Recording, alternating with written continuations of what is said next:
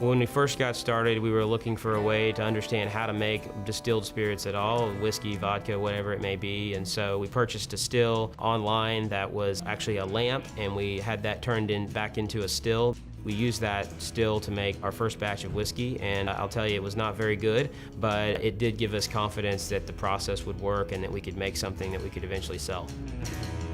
I'm Ryan Baird, co-founder of Yellow Rose Distilling in Houston, Texas.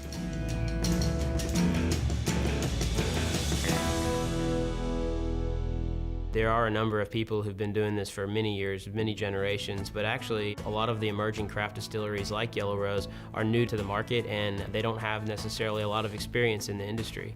My background personally was actually in technology. I was an engineer out of school and was looking for something different to do. My partner's backgrounds were in automotive services and in the trash business, so we certainly didn't have any experience in the craft spirits industry.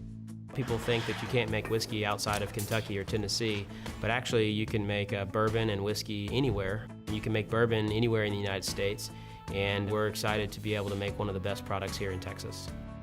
Certainly a lot of folks know that a number of graduates from Rice University have come out and started a variety of different alcohol-related businesses, be it breweries or bars and restaurants, and now a distillery.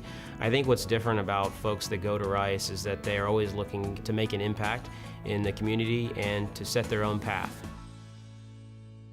Everyone in Houston is involved in the oil and gas business, which is great. I mean, we have so many friends and family members that are involved in that industry, but we wanted to kind of be the oddball. And so we looked at the distilling industry and thought that it was a neat application of different technologies and really business fundamentals that we could use.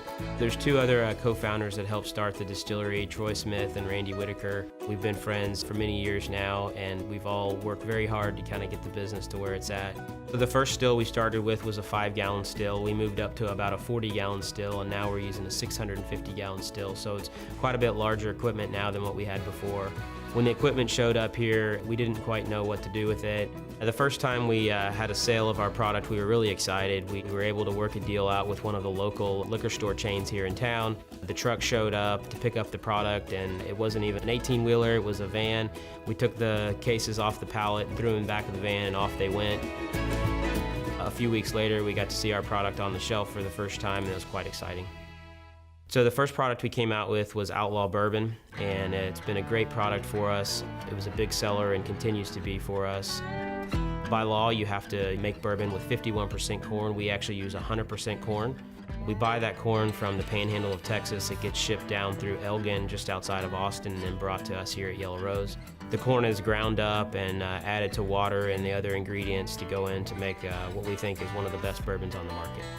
The story of the Yellow Rose of Texas is about a beautiful woman named Emily Morgan, and she was kidnapped near the Battle of the Alamo, and she was taken through Texas and ended up at the Battle of San Jacinto, where Sam Houston attacked Santa Anna, and ultimately Texas became its own independent country and then state.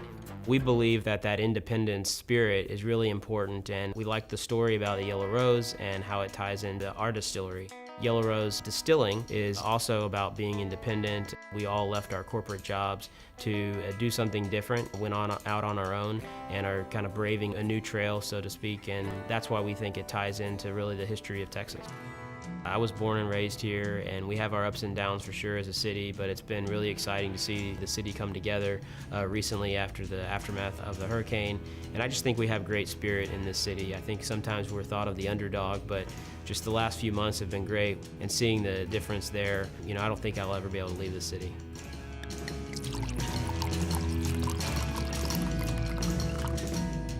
Cheers.